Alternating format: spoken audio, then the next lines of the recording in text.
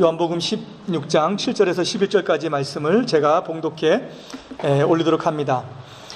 그러나 내가 너희에게 실상을 말하노니 내가 떠나가는 것이 너희에게 유익이라. 내가 떠나가지 아니하면 보혜사가 너희에게로 오시지 아니할 것이요 가면 내가 그를 너희에게로 보내리니 그가 와서 죄에 대하여 의에 대하여 심판에 대하여 세상을 책망하시리라. 죄에 대하여라 함은 그들이 나를 믿지 아니함이요 의에 대하여라 함은 내가 아버지께로 가니 너희가 다시 나를 보지 못함이요 심판에 대하여라 함은 이 세상 임금이 심판을 받았음이라. 아멘.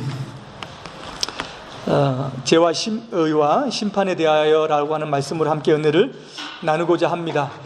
여러분, 누군가가 우리 자신을 책망한다면은 그렇게 기분은 썩 좋지가 않습니다. 책망이라고 하는 그런 단어 말 속에는 꾸짖고 나무라고 또 비난한다라고 하는 그런 의미가 내포되어 있지 않습니까? 그래서 책망받는 것을 기분 좋아하고 또 이렇게 흡족해하는 사람은 없을 것입니다. 이런 부정적인 의미에도 불구하고 책망은 순기능이 있습니다. 우리 어린아이들이 잘 성장하게 되려면 또 바르게 성장하기 위해서는 분명 부모님의 애정 어린 책망이 필요하죠. 또 학교에서 아이들이 바르게 공부하고 또 그들이 바른 양육을 받기 위해서 또 반드시 선생님의 책망이 필요하기도 합니다.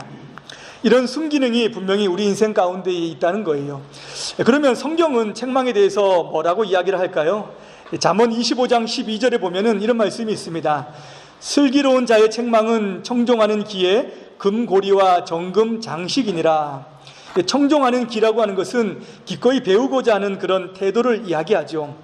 책망에 대해서 기꺼이 배우고자 한다면은 이는 그 사람을 더욱더 빛나게 할 것이다 라고 하는 그런 얘기를 하죠. 그러니까 책망을 받아서 잘 소화를 하면은 그것이 자기 인생 가운데에 자기 삶을 바르게 고쳐나가는 좋은 계기가 된다라고 하는 의미입니다. 그래서 자신을 바르게 세워나가기 원하는 사람들은 다른 사람들의 책망, 바른 의견들은 존중하게 되어져 있는 것이죠. 반대로 잠언 29장 1절을 보게 되면은 자주 책망을 받으면서도 목이 곧은 사람은 갑자기 패망을 당하고 피하지 못하리라 라고 하는 말씀을 합니다. 책망을 싫어하고 책망을 받지 않으면 자기의 잘못된 부분들 또 자기의 약한 부분들을 잘 고쳐나가지 못한다는 거예요. 이 잘못된 태도들 이런 것들이 나중에는 자기 자신에게 어려움을 가져다 줄 수 있다라고 하는 것을 이야기합니다. 그러니까 성경도 이런 표현을 하는 거죠. 성경도 우리 인생에 주는 좋은 책망들은 받아야 된다라고 하는 것으로 권면을 합니다. 이렇게 사람이 주는 책망도 우리 인생을 바르게 하고 순 기능을 합니다. 그렇다면은 성령 하나님께서 우리들을 책망하신다면은 우리들에게는 더 큰 유익이 있을 것이다라고 하는 것은 자명한 사실이라는 거죠. 잘못된 세상을 책망하는 것, 오늘 말씀을 보게 되면은 이것이 성령 하나님께서 행하시는 또 다른 중요한 사역이다라고 하는 것을 말씀합니다. 여기 8절 말씀을 보게 되면은 그가 오셔서 성령 하나님께서 이 땅에 오셔서 세상을 책망하신다라고 하는 말씀을 하고 있지요. 그런데 여기 나와 있는 책망이라고 하는 단어, 엘랑코라고 하는 단어인데요. 이것은 우리가 생각하는 것처럼 단지 꾸짖고 나무라고 또 이렇게 비난한다라고 하는 의미는 아닙니다. 이런 엘랭코라고 하는 이 단어는 살피고 증명하고 바르게 하고 또 드러낸다라고 하는 여러 가지 의미들이 있어요. 그 중에 가장 좋은 의미는 드러낸다라고 하는 의미가 있습니다. 이 세상에 있는 것들 가운데에 잘못된 것을 드러낸다라고 하는 거예요. 성령 하나님께서 드러내셔서 하시는 일이 무엇입니까? 그것을 비난하겠다라고 하는 것, 또 심판하겠다라고 하는 그런 의미보다는 이것을 설득해가고 권면해가고 또 고쳐나간다라고 하는 의미가 그 가운데에 성령 하나님의 이런 책망 가운데에 포함이 되어져 있다는 거예요. 오늘 말씀에는 성령 하나님께서 이 땅에 오셔서 세 가지에 대해서 책망을 하신다 말씀을 하십니다. 그 책망이 어떤 것일까요? 첫 번째는 죄에 대한 책망이죠. 여러분 8절 9절 말씀에 보게 되면은 죄에 대해서 책망을 하시는데 죄에 대하여라 함은 그들이 나를 믿지 아니함이요 라고 말씀을 합니다. 여러분 죄라고 하는 것이 어떤 것입니까? 죄라고 하는 단어는 하마르티아라고 하는 단어입니다. 이것은 원래의 의미는 관역을 벗어나다, 목표를 빗나가다라고 하는 의미가 그 가운데에 있습니다. 화살이 정확하게 관역을 향해서 정중앙으로 날아가야 되는데 이것이 그렇게 날아가지 못하는 거예요. 목표를 향해서 가지 못하는 것, 그것을 성경에서는 죄라고 이야기를 합니다. 하나님께서 우리에게 정해주신 목적, 인생의 목표, 또 살아가야 될 방향이 있는데 그것을 잘 가야 되는데 그래서 가지 못하고 벗어나는 것이 바로 죄다라고 하는 거예요. 그러니까 우리가 생각하는 거짓말 하지 마라, 나쁜 짓 하지 마, 이렇게 생각하는 윤리적인 그런 덕목들 이전에 사실은 성경에서는 정확하게 가야 되는 인생의 방향이 흐트러지고 벗어나는 것을 죄라고 이렇게 이야기한다는 것입니다. 그런데 이 화살이라고 하는 것이 가다가 잘못된 방향으로 날아가는 것이 아니라 날아가는 이유는 무엇입니까? 처음부터 조준이 잘못되었기 때문에 그것이 잘못 날아가는 거죠. 맞죠? 그러니까 우리 마음속에 바르게 설정되어져야 되는 그 마음의 조준이 잘못 벗어났기 때문에 그것이 죄가 된다라고 하는 것을 성경은 이야기를 합니다. 여러분, 죄의 가장 깊은 뿌리, 마음의 가장 깊이 있는 잘못된 이 불신앙, 마음의 조준은 뭐냐면은 불신앙입니다. 불신앙. 죄의 뿌리는 불신앙입니다. 오늘 9절에서 그렇게 말씀하시지 않습니까? 죄에 대하여라 함은 그들이 나를 믿지 아니함이요 라고 하는 거예요. 예수님을 믿지 않는 것이 불신앙의 뿌리다라고 하는 것을 말씀하는 겁니다. 이 불신앙은 예수님을 믿지 않는 거예요. 예수님을 믿지 않는 것이 불신앙이고 죄의 뿌리입니다. 이렇게 얘기하면 너무 좀 편협하게 들리기도 합니다. 예수님을 믿지 않으면 모든 것이 다 죄가 되느냐라고 하는 것으로 이야기를 할 수 있다는 거죠. 다양한 종교가 있고 다 신심이 다르고 또 믿는 것이 다른데 꼭 예수님만 믿어야 되고 예수님을 믿지 않는 것이 죄라고 한다면 기독교가 너무 편협한 것이 아닌가라고 하는 생각을 할 수 있다는 거예요. 그리고 왜 예수님을 믿지 않는 것이 꼭 반드시 그렇게 죄가 되느냐라고 생각할 수가 있다는 것이죠. 근데 이렇게 이야기할 수밖에 없는 것은 죄 때문입니다. 인간의 죄 때문에 그렇다라고 하는 거예요. 이것은 우리가 기독교 진리를 전파하기 위한 것도 아니고 또 교회를 크게 만들고자 하는 그런 이야기도 아닙니다. 그것은 예수님께서 그렇게 말씀하셨기 때문이에요. 예수님께서 이 땅에 오셔가지고 자신이 이 땅에 오신 목적을 뭐라고 말씀을 하셨습니까? 인자가 온 것은 섬김을 받으려 함이 아니요 도리어 섬기려 하고 자기 목숨을 다른 사람들을 위한 대속물로 주려 하기 위함이다라고 말씀을 하셨어요. 예수님께서 이 땅에 오셔가지고 자기 인생을 향한 목적이 없으셨습니다.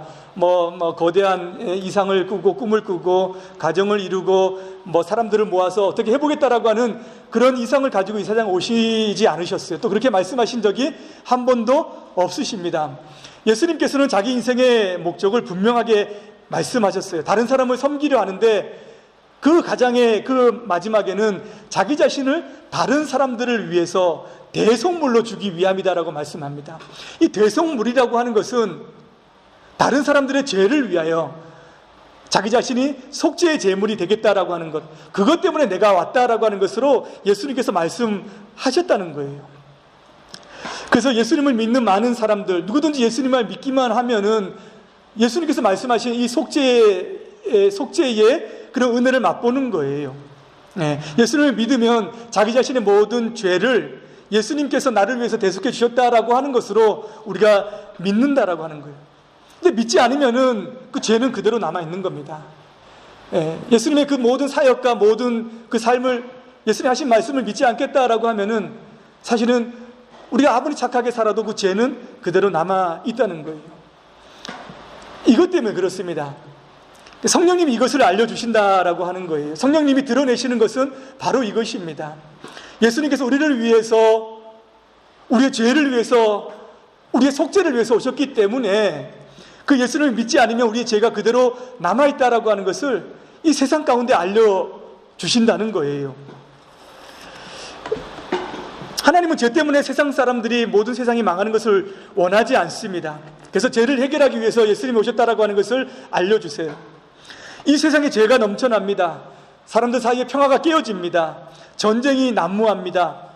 폭력과 악함들을 우리가 늘 보게 됩니다. 이런 것을 보면서 참 인간의 죄악이라고 하는 것을 어떻게 벗어날 수 있을까라고 하는 고민을 할 수밖에 없다는 거예요.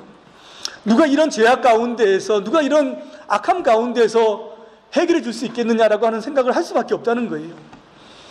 그때 성령님께서 사람들의 마음과 우리 이 세상 가운데에 그 해답과 그것을 해결해 주기 위한 분은 바로 예수님밖에 없다. 예수님께서 그것을 위해서 오셨다라고 하는 것을 알려주시는 겁니다. 그래서 그것을 받아들이는 많은 사람들은 양심의 가책을 느끼게 되는 것이고, 또 자기 마음을, 또 우리도 그와 동일한 죄인으로 살아갈 수밖에 없다라고 하는 것을 보게 되면은 그 마음을 버리게 되는 거예요. 죄된 마음을 가지고 예수님 앞에 나갈 수밖에 없다는 거예요.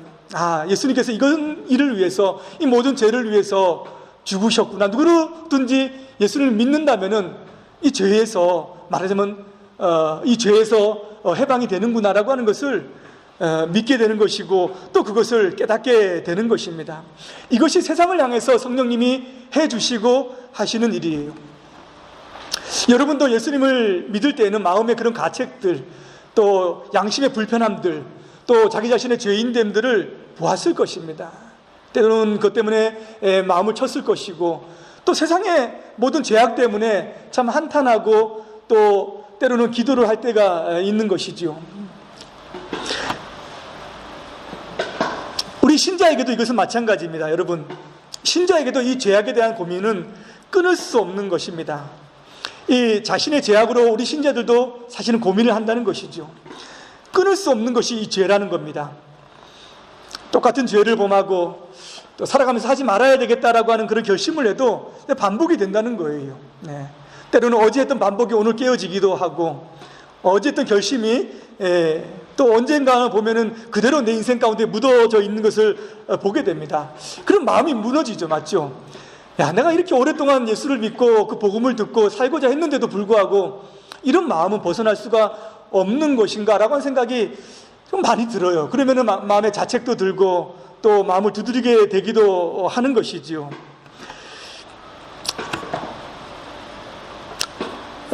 근데 그럴 때에도 성령님은 하시는 것이 뭐냐면 우리 마음속에 오셔서 예수님을 깨닫게 해 주십니다. 죄라고 하는 것이 관역을 벗어나는 것이라고 말씀하셨죠. 맞죠? 말씀을 드렸죠. 근데 예수님을 믿지 않는 것이 그 죄에서 그 관역에서 벗어나는 것이라고 말씀을 드렸습니다. 그러니까 예수님을 향하지 않고 예수님을 믿지 않는 것, 그것이 전부 다 죄고 그것이 불신앙이라고 말씀을 드렸습니다. 성령님께서 우리 마음 가운데 오셔가지고 그럴 때에 우리에게 오셔서 깨닫게 하는 것은 그 예수님 앞에 나가게 하는 거예요. 예수님을 붙잡게 하는 겁니다. 이것이 없으면 우리 또한 불신앙 가운데 있는 거예요. 죄를 범하고 또 동일한 악함과 연약함 가운데 있을 때에 성령께서 우리 마음 가운데 오셔가지고 예수님을 찾으라라고 이야기를 하는 거예요. 예수님을 찾고 너희들이 해결할 수 없는 그 무거운 죄짐들, 또 고민하고 아파하는 그것들을 가지고 그냥 나가라라고 이렇게 말씀을 합니다. 예수님이 언제 나와가지고 너희들 보고 똑바로 살아라, 완벽하게 살아라, 죄 짓지 말라고 살아라라고 말씀하신 적이 있냐? 성경 한번 보십시오. 사복음서를 한번 뒤져보십시오. 예수님 오셔가지고 너희들 바르게 살아야 된다, 똑바로 살아가야 된다라고 말씀하신 적이 있습니까, 여러분? 성경 읽다가 그런 구절 찾으시면 저한테 좀 얘기해 주십시오. 예수님은 그렇게 말씀하신 적이 한 번도 없습니다. 수고하고 무거운 짐진 자들아 다 내게로 오라, 내가 너희를 쉬게 하리라 라고 말씀하셨어요. 그러니까 우리가 그런 마음의 무거운 마음들을 가지고 때로는 죄 때문에 고통할 때라도 성령 하나님의 그 인도하심은 예수님께로 나아가게 한다는 거예요. 마음의 무거운 짐을 가지고 그냥 나가게 하고, 또 우리가 넘어지면 넘어진 대로 십자가를 바라보고 나가게 하는 것입니다. 그러면 그것이 신앙이다라고 하는 거예요. 불신앙은 뭐냐? 불신앙은 그런 가운데에서도 자포자기하고 그냥 실망한 채로, 낙심한 채로 나는 원래 그런 놈이구나 하고 주저앉아 버리는 것이 말하자면 여기서 말씀하는 불신앙이라고 이야기를 하는 것입니다. 그렇게 가면은 주님께서 다시 한번 일으켜 세우실, 또 일어날 힘을 주신다는 거예요. 예수님께서 나를 위해서 십자가에 죽으셨지라고 하는 것을 다시 한번 확인하는 겁니다. 그래, 내 힘대로 사는 게 아니야. 내 능력대로 사는 게 아니야. 내가 언제는 모든 것을 다 할 수 있는 것처럼 내가 살았는가? 아니지. 예수님께서 주시는 힘, 예수님께서 십자가에 죽으셨다는 그것 때문에 내가 살아가는 것이지 라고 하면서 다시 붙들면은 우리 마음속에 살아갈 용기가 생깁니다. 또 주님께서 우리를 도닥거려 주시고 또 일어날 수 있는 힘도 주세요. 또 마음의 위로도 주시고, 그것입니다. 그것이 신앙이다라고 하는 거예요. 자기 자신에게 소망을 두지 아니하고 예수님 앞에 소망을 두는 것이 신앙입니다. 예. 성령님께서 죄에 대해서 책망하신다라고 하는 것은 바로 이런 내용이에요. 네. 이해 가십니까, 여러분? 이해 가시죠? 그겁니다. 예. 그래서 신앙은 우리가 넘어지고 자책하고 죄를 범하는 것이 중요한 것이 아니라 다시 한번 주님 앞에 나가서 일어나는 것이 더 중요하다라고 하는 거예요. 이것이 성령께서 오시면은 죄에 대해서 심판하시는데 그것은 나를 믿지 아니함이다라고 하는 말씀입니다. 두 번째 대한 책망은 의에 대한 책망입니다. 의. 여러분, 의라고 하는 것이 무엇입니까? 의라고 하면은 의로움, 반듯함, 뭔가 이렇게 공정하고 공의롭고 정의로운 것을 이야기합니다. 하나님 앞에서 옳다 인정받는 것이 의예요. 하나님 앞에서 옳다 인정받을 만한 그것이 의입니다. 사람들 사이에서 의 그러면은 다 모두 다 상대적인 의입니다. 저 사람이 그래도 저 사람보다는 좀 착해, 저 사람이 저 사람보다는 좀 바르게 행동을 해, 이런 의들은 우리가 있어요. 그러나 하나님 앞에서 절대적으로 하나님 앞에서 옳다라고 인정받을 만한 의는 사실 우리 가운데는 없습니다. 우리의 착한 의로움으로, 그래서 우리가 가지고 있는 선행으로, 우리의 능력으로 하나님 앞에 나가서 서고자 해도 사실 우리 앞에 서면은 우리가 가지고 있는 모든 것이 하나님 앞에서는 뭐와 같냐면은 누더기와 같습니다. 누더기. 여러분, 누더기 뭔지 알죠? 과거에 이제 거지들이 입고 다녔던 그런 누더기들이 다 하나님 앞에서 서면은 우리가 가지고 있는 의가 바로 누더기 같은 것이라고 하는 거예요. 이사야 64장 6절에 보면 이런 말씀이 있습니다. 무릇 우리는 다 부정한 자 같아서 우리의 의는 다 더러운 옷 같으며 우리는 다 잎사귀같이 시들므로 우리의 죄악이 바람같이 우리를 몰아가나이다. 뭐라고 말씀합니까? 우리는 다 부정한 자 같아서 우리의 의는 다 더러운 옷 같다라고 얘기해요. 우리끼리 얼마든지 좀 괜찮아 이렇게 저 사람은 저 사람보다 난 이것이 나 해도 하나님 앞에 서면 전부 다 그런 누더기를 입고 선 거랑 똑같다는 거예요. 네. 거지들이 다 같이 모여가지고 야, 네 옷이 좀 도와, 네 옷이 좀 멋있어, 이렇게 하면 얼마나 그것이 귀족들이나 이런 사람들이 보면 우습겠습니까? 맞죠? 그러니까 하나님 앞에 설 만한 그런 의라고 하는 것이 다 없다는 거예요. 그래서 성령님이 뭘 얘기해 주시냐면은 무엇이 참된 의인가라고 하는 것을 우리들에게 알려주십니다. 세상에 대해서 그것을 드러내 주십니다. 여러분, 참된 의는 무엇입니까? 참된 의를 가지신 분이 있으셨습니까? 있었죠. 누구십니까? 예수님. 예수님이 참된 의로운 자였습니다. 예수님이 이 땅에 오셔가지고 불법을 행하거나 율법을 순종하지 않거나 한 것은 아무것도 없습니다. 하나님의 모든 말씀을 다 순종하셨고 하나님 앞에서의 올바른 삶을 살고 가셨습니다. 사람들이 그거 믿지 않았어요. 예수님이 하는 말 다 거짓말이다라고 이야기하고, 또 그는 사람들을 현혹한다라고 이야기하고 저는 나쁜 사람이다라고 이야기를 했습니다. 그래서 그 결과물이 뭐였습니까? 십자가죠. 설교할 맛이 나요. 물어보면 딱딱 대답을 하시고 그냥 너무 수준이 높아졌어요. 십자가입니다. 저는 죄인이라고 십자가에 딱 다 못 박았습니다. 네, 의롭지 않다는 거예요. 네. 근데 성령님이 오셔서 그걸 깨닫게 해주셨다라고 하는 겁니다. 여러분, 정말로 예수님께서 악한 분이셨고 의롭지 못한 불의한 분이셨습니까? 아니죠. 맞죠? 예수님은 의로운 분이셨습니다. 무엇이 증명을 합니까? 여러분, 십자가에 예수님을 못 박을 때에 그것을 처형했던 자가 누구였습니까? 로마 군인의 백부장이었죠. 백부장이 마지막에 했던 이야기가 뭡니까? 예수님이 돌아가셨을 때에 저는 정녕 의로운 자였다. 이게 마지막 고백이었습니다. 로마 백부장은 오랫동안 그 일을 해왔고 죄수들 취급하는 것은 그 사람에게는 그건 전문가입니다.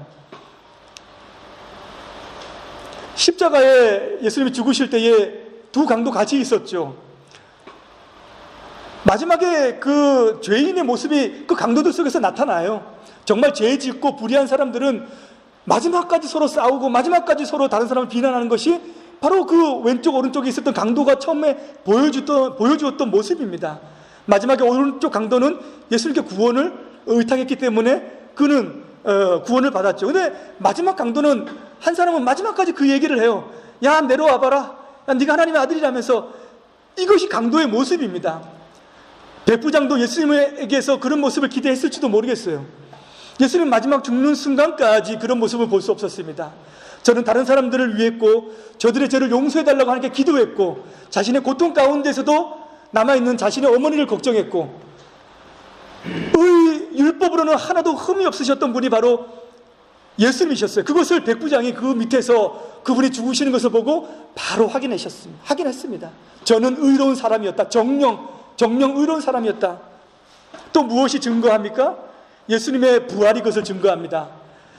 부활은 누가 하셨던 이적입니까? 부활은 하나님이 그를 살리셨던 거예요. 죽으신 예수님을 하나님이 살려주셨습니다. 여러분, 하나님께서 불의한 자, 거짓된 자, 사람들을 현혹한 자, 악한 자를 살려주실 이유가 없습니다. 하나님께서 왜 그분을 살려주십니까? 예수님께서 부활하셨다라고 하는 그 자체는 뭐냐면 그분의 모든 삶과 행실과 인생이 하나님 앞에서 올바르다, 저는 죽을 만한 죄가 없다라고 하는 것을 확인시켜 주시는 것이 바로 부활입니다. 마지막에는 예수님께서는 마지막에 승천하실 때에 내가 어디로 간다고 말씀하십니까? 아버지께로, 하나님께로 간다라고 말씀하셨다는 거예요. 죄인을 하나님께서 받으십니까? 죄가 없어지기 전까지는 하나님께서 넉넉하게 그 죄인을 받지 않습니다. 예수님께서는 자기 아버지께로, 사랑하는 아버지께로, 하나님께로, 하늘나라로 간다라고 분명하게 말씀하셨어요. 그가 불의하고 그가 죄인이라면은 그렇게 이야기하지 못하고 하나님께서도 그를 받아들여주지 당연히 못한다라고 하는 것입니다. 네. 이 세상의 의로운 분, 이 세상의 의는 바로 예수님 한 분이다, 그분이 의로운 분이다 라고 하는 것을 드러내 보여주시는 것이 바로 성령님께서 그 모든 것을 통해서 알려주시는 거예요. 그래서 너희들이 거짓이다라고 못 봤던 그 예수, 그분이 의로운 분이셨다, 너희들이 틀렸다, 세상이 틀렸다라고 하는 것을 확인시켜 주시는 것입니다. 우리에게는 어떤 역할을 하십니까? 예수님께서 의로운 분이신데 여기 9절 말씀, 10절 말씀에 보면 내가 아버지께로 가니 너희가 다시 나를 보지 못하며, 이제는 아버지께로 가기 때문에 예수님이 이 땅에 안 계시기 때문에 그 의로운 분이, 그 의가 이제 없다는 거예요. 성령님께서는 우리에게 의가 없다는 것을 알려주실 뿐만 아니라 이제 우리의 의가 되시는 예수님의 그 의를 우리들에게 주십니다. 예수님을 믿는 사람들, 또 예수님 앞에 죄를 고백하며 그 은혜를 구하는 모든 사람들에게는 예수님께서 행하셨던 그 모든 이루셨던 공로였던 그 의를 우리들에게 주셔요. 그럼 뭐냐? 쉽게 표현하면 우리 가운데 있는 누더기를 벗는 겁니다. 더러운 옷들, 우리의 모든 악한 것들 다 벗어버리고 무엇을 입냐면은 예수님께서 가지고 계시는 그 깨끗하고 정결한 세마포 옷을 우리가 입는 거예요. 다 입는 겁니다. 하나님께서 우리를 보실 때에는 우리가 가지고 있는 누더기, 이것은 이미 벗어진 거예요. 그것은 무엇을 보십니까? 하나님께서 우리에게 예수님의 그 깨끗한 옷을 보시는 거예요. 네. 그러면서 하나님께서는 우리에게 뭐라고 칭하시는가요? 의롭다라고 말씀하시는 거예요. 그것이 칭의입니다. 여러분, 죄인이 법정 가운데 섰어요. 재판 가운데 나오면은 무죄 추정의 원칙에 의해서 재판이 끝날 때까지는 죄인이라 그러지만 안 되지만 그 재판을 받는 동안에는 모든 것이 다 중지가 됩니다. 어디에 들어갑니까? 구치소에 들어가가지고 거기서 확인을 해야 돼요. 그래서 재판관이 끝날 때에 저는 죄가 없다라고 땅땅땅 3번 치게 되면 그 사람은 무엇입니까? 이제는 죄인이 아니고 의인이죠. 맞죠? 저는 죄가 없다라고 땅땅땅 치면 그는 의로운 사람이 되는 거예요. 그러면 그 사람에게는 모든 것이 다 회복이 되는 겁니다. 사람들의 오해도 다 벗어지는 것이고 추측했던 그 모든 의심들도 다 벗어나고 그 모든 신분들을 다 회복하는 것입니다. 우리가 예수님의 그 아름다운 옷, 공로의 의로운 옷을 입는 것은 여러분, 옷이라고 하는 것은 무엇을 표현하는 것입니까?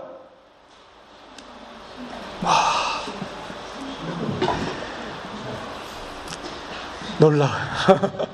신분입니다. 임금님이 입는 옷, 신하들이 입는 옷, 양반들이 입는 옷, 종들이 입는 옷 다 달라요. 다 다릅니다. 그것은 자기가 어떤 신분인 것을 다 나타내 보여주는 거예요. 우리가 예수님의 세마포 옷을 입는 것은 우리의 신분이 무엇인지를 거기서 분명하게 확인해 주는 것입니다. 네. 우리의 모든 그 죄됨이 다 벗어지고 우리가 의로운 자다, 우리의 신분은 고귀한 신분이다라고 하는 것을 그 가운데 확인해 주시는 거예요. 여러분, 누가복음 15장 보면은 탕자가 집을 나가죠. 자기 아버지 가산 가지고 나갑니다. 허랑방탕해서 다 소비하고 나가지고 내가 아버지께로 돌아가면은 좀 이제 그래도 그나마 살 수 있겠지 하고 돌아옵니다. 아버지는 마을 울타리까지 나가가지고 그 아들을 포옹해요. 왜냐면은 누구든지 보게 되면 그런 사람들은 돌로 쳐 죽일 수 있었거든요. 그런 나쁜 아들은. 그래서 끝까지 나가가지고 포옹합니다. 데리고 와가지고 가장 먼저 종들에게 한 명령이 무엇인지 아십니까, 여러분? 누가복음 15장 보면 이런 말씀이 있어요. 종들에게 이르되 제일 좋은 옷을 내어다가 입히고 손에 가락지를 끼우고 발에 신을 신기라. 그리고 잔치하자. 이겁니다. 가장 좋은 옷을 입히고 가장 좋은 가락지를 끼우고 가장 좋은 신발을 신겨라. 이것은 그 아들, 정말 누더기 같은 옷을 입고 온 거짓 살림으로 온 그 아들의 모든 신분을 완벽하게 자신의 아들로 회복해 주시는 모습이다라고 하는 거예요. 그리고 나서는 그 아들과 함께 잔치를 벌이는 것입니다. 예. 신분을 회복하며 자기 신분이 어떤 신분인지를 알고 살아가는 것이 우리 생각에 너무 중요해요. 용기를 주고 자신감도 줍니다. 제가 학창시절에 저희 집에 제주도에서부터 소포가 하나 왔어요. 그래서 뭔가 이렇게 봤더니 족보책이 하나 있어요. 족보책. 여러분, 족보책이 있으십니까, 집에? 네. 족보책이 하나 있고 그 다음에 우리 가문의 이야기가 이렇게 쭉 있는 거예요. 학창시절에 이것이 흥미가 있겠습니까? 관심이 있겠습니까? 그냥 두고 이런 게 왔구나 했는데 제가 좀 나중에 좀 시간이 지나가지고 그래서 봤어요. 제가 어느 위치에 있는가 이렇게 좀 봤습니다. 그러니까 제가 우리 좌정성공파 이렇게 해가지고 들어갑니다. 그래서 제가 26대 손인데 들어가 봤어요. 왔더니 우리 선조에 대해서 제가 좀 알게 되었는데, 저희 선조가 고려가 명망하게 말 때에 아주 높은 벼슬을 했더라고요. 근데 이제 이성계가 위화도 회군해가지고 정변을 일으키지 않습니까? 이것은 이 씨들에게는 조선왕조 500년을 이어갈, 왕조를 이어갈 좋은 일이겠지만, 고려 말때에 저희 같은 그런 사람들에게는, 그 분들에게는 아주 안 좋은 일이잖아요, 맞죠? 그래서 거기 항거했다가 대부분의 많은 사람들이 죽고 또 많은 사람들은 유배를 가게 됩니다. 그때 우리 선조가 제주도로 유배를 가신 거예요. 유배를 가가지고 조금 이따 풀려서 다시 나간 것이 아니라 자기 후손들한테 이런 얘기를 합니다. 너희들 절대 육지로 나가지 마라. 임금님을 죽이고 왕이 되어서 권세를 부른 그런 자들 앞에 머리를 숙이고 녹을 먹고 살지 말라. 이거 감동스럽지 않습니까, 여러분? 그 이야기를 들으면서 제가 우리 선조가 너무 이렇게 좀 좋은 거예요. 대단한 정의를 알고 뭔가 의를 알고 예를 알고 인생의 도를 아는 그런 분들이었구나라는 생각을 하면서 제가 좀 자신감이 좀 있었습니다. 제가 신분을 안다는 것은 여러분 이런 것입니다. 우리가 살아가면서 초라하고 또 연약하고 또 세상 사람들이 보기 별것 아닌 것처럼 보여도 하나님께서 보실 때는 우리는 고귀한 주의 백성이고 하나님 나라에 가치 있는 그런 왕자, 공주, 그런 신분이다라고 하는 것을 여기서 드러내 주시는 거예요. 그래서 이런 영화 대사가 있죠. 우리가 돈이 없나? 돈이 없지 가오가 없나? 이런 얘기 있지, 맞죠? 그러니까 말하자면 세상을 너무 쫄지 말고 너무 마음을 낙심해서 살지 말고 너희들의 신분이 어떤 신분인지 알고 살아라라고 하는 그런 의미가 여기에 포함이 되어져 있는 거예요. 기죽지 말고 주님의 도우심을 믿고 나가라라고 하는 그런 의미가 있는 거죠. 주님께서는 오셔서 용기를 주시고 세상을 두려워하지 않는 마음을 우리들에게 주시는 것입니다. 이것이 세상에 대한 의의 심판, 의의 책망이고 우리들에게는 이것을 드러내 주시는 고귀한 말씀이기도 하시는 거죠. 세 번째는 여러분, 심판에 대한 책망입니다. 심판. 심판은 종말에 가면은 심판이 있습니다. 여러분, 이 세상이 끝난다라고 하는 것을 여러분 믿으십니까? 사람들 생각합니다. 이 세상에 종말이 있을 것이라는 생각을 해요. 그렇기 때문에 영화도 그렇게 만들고 어른들은 이제 세상이 끝날 때가 됐다라고 하는 이야기를 하죠. 그러나 개인적인 종말도 있습니다. 나의 개인적인 종말은 내가 죽을 때에 그 종말이 있는 거예요. 그러면 심판은 나중에 예수님께서 오실 때 있더라도 내가 죽는 순간 나에 대한 심판은 이미 이루어지는 것입니다. 그런데 하나님께서 하시는 심판 가운데 가장 중요한 것은 뭐냐면은 가장 악한 자에 대한 심판입니다. 가장 악한 자, 가장 악독한 자, 가장 죄인된 자에 대한 심판입니다. 그것이 무엇입니까? 사단에 대한 심판이라고 하는 거예요. 누가 가장 악한 자입니까? 사단이죠.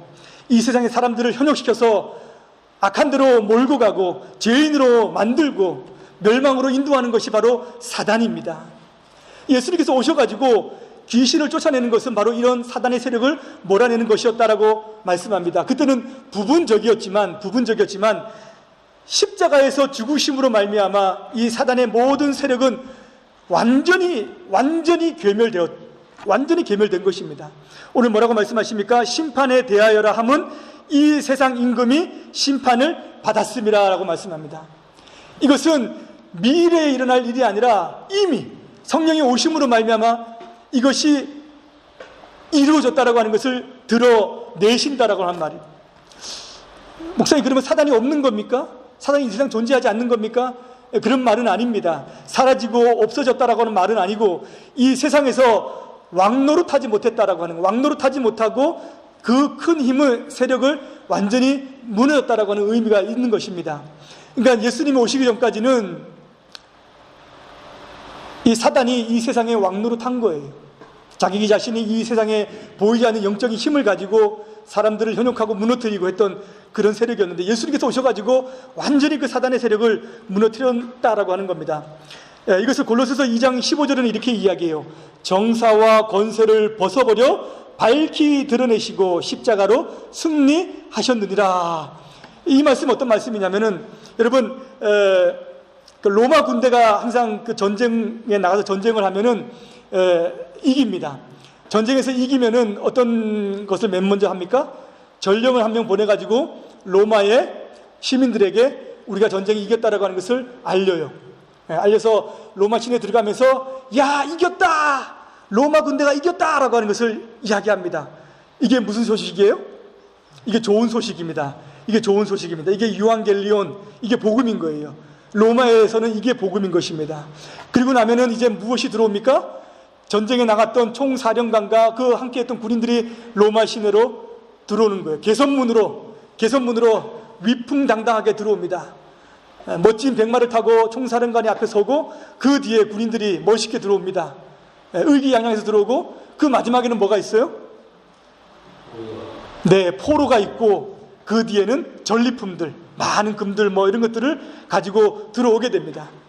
싸움하기 전에는 우리를 무섭게 하고 위협을 주었던 그 대적들이 그때가 되면은 완전히 초라한 모습으로 들어오는 거예요. 옷은 다 찢어지고 무서웠던 무기들은 다 뺏기고 고개 푹 숙이고 들어옵니다. 와가지고 무서운 얼굴로 쳐다볼 수는 있어도 거기는 완전히 힘이 없는 것이죠. 바로 이 모습을 이야기한, 이 모습을 손이 묶이고 무기를 빼앗기고 불쌍하게 들어오는 그 세력들, 그것이 바로 이 세상 임금이 이미 심판을 받았다라고 하는 말씀이에요. 세상에 대해서는 세상 임금이 멸망당했다, 이 세상을 지배하는 모든 세력이 무너졌다라고 하는 것을 말씀하는 겁니다. 우리들에게는 어떤 말씀입니까? 너희들이 이제 자유다라고 하는 것을 선포하는 거예요. 너희는 자유다. 너희를 묶고 너희들을 힘들게 하고 너희들을 끌고 왔던 모든 세력들은 이미 무너졌다라고 하는 것을 말씀을 하는 것입니다. 그래서 우리는 자유인이며 우리는 하나님의 백성이 되어서 우리가 심판의 두려움을 가지지 않고 살아간다는 거예요. 마지막 날에 있는 그 심판은 이제는 우리에게 위협과 두려움이 되는 것이 아니라 이 자유인들에게는 그 심판은 영광의 날입니다.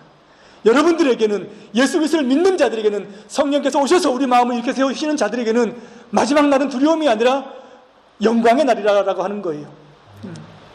우리가 살아가는 모든 인생에 있었던 약함이 그날에는 가장 강함으로 드러나는 시간이 바로 그 심판의 시간이다라고 하는 것을 말씀합니다. 그래서 마지막 심판의 소망이 확신이 있는 자들은 행복한 자들입니다.